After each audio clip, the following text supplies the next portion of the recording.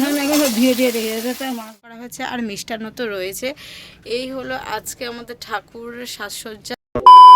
Hello everyone, Sangeeta চ্যানেলে তোমাদের সবাইকে ওয়েলকাম জানিয়ে আজকে একটা নতুন ভিডিও শুরু করছি। ইতির মধ্যে কিন্তু তোমরা জন্মাষ্টমীর ব্লগটা প্রায় সকলেই দেখে নিয়েছো, কিন্তু নন্দন উৎসবটা এখনও বাকি রয়েছে। এই ভিডিওটা আমি কিছু কারণের জন্য কিন্তু পোস্ট করতে পারছিলাম না, কারণ এডিট করা হয়নি আর সময়ও পাচ্ছিলাম না, তাই তোমাদের সাথে শেয়ার করা হয়নি।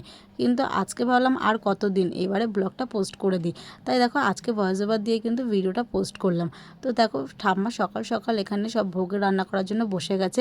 যেহেতু জন্মাষ্টমী গেছে কাল আর আজকে নন্দন উৎসবটা করতে হবে, এটা কিন্তু প্রথমত ঠাম্মার করার কোনো ইচ্ছা ছিল না। তারও একটা কারণ আছে কেন ইচ্ছা ছিল না, কারণ ঠাম্মার কিন্তু ভীষণ শরীরটা খারাপ, অতটাও শরীর ভালো নেই, কোনো রকম জন্মাষ্টমীটা পালন করা হয়েছে।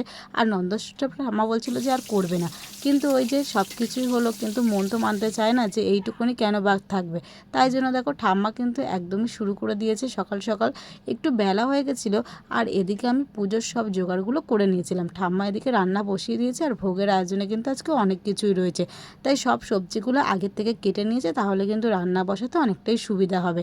এখানে ভাজার জন্য সব কিছু কেটে নুন হলুদ মাখিয়ে নিয়েছে আর কড়াইতে কিন্তু ওদিকে সব ভাজা বসিয়ে দিয়েছে। ওদিকে সব তরকারি সবজিগুলো কাটা হয়ে গেছে। আর নন্দন উৎসবে নাকি নোটে শাকটা দিতেই হয় গোপুসোনাকে, এটা নাকি গোপুসোনার খুব প্রিয়।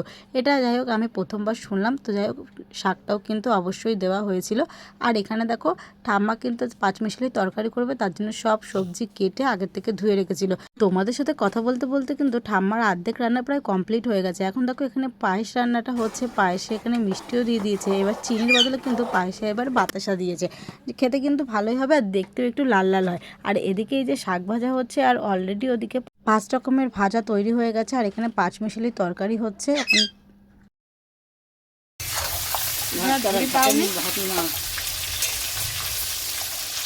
আর যেহেতু অনেকটাই সবজি পাঁচমিশালি তরকারির জন্য, তাই কিন্তু অনেকটাই সময় লেগেছিলো রান্নাটা করতে, কারণ অল্প অল্প করে দেওয়া হচ্ছিলো, যেহেতু কড়াইটাও ছোট, তাই জন্য কিন্তু অল্প অল্প করে দেখো রান্নাটা একদম কমপ্লিট করেছে। তরকারিটাও হয়ে গেছে আর এদিকে খিচুড়ি ভোগটাও একদম রেডি।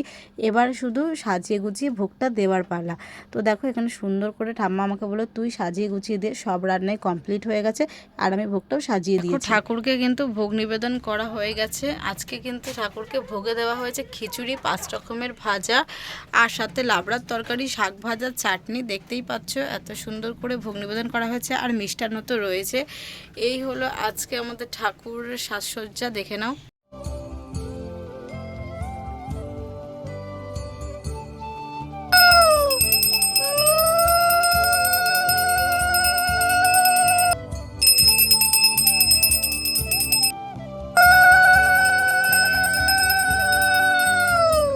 এই বছর কিন্তু নন্দন উৎসবে ভোগ দেওয়া হয়েছে খিচুড়ি, দেখতেই পেলে সেটা তোমরা।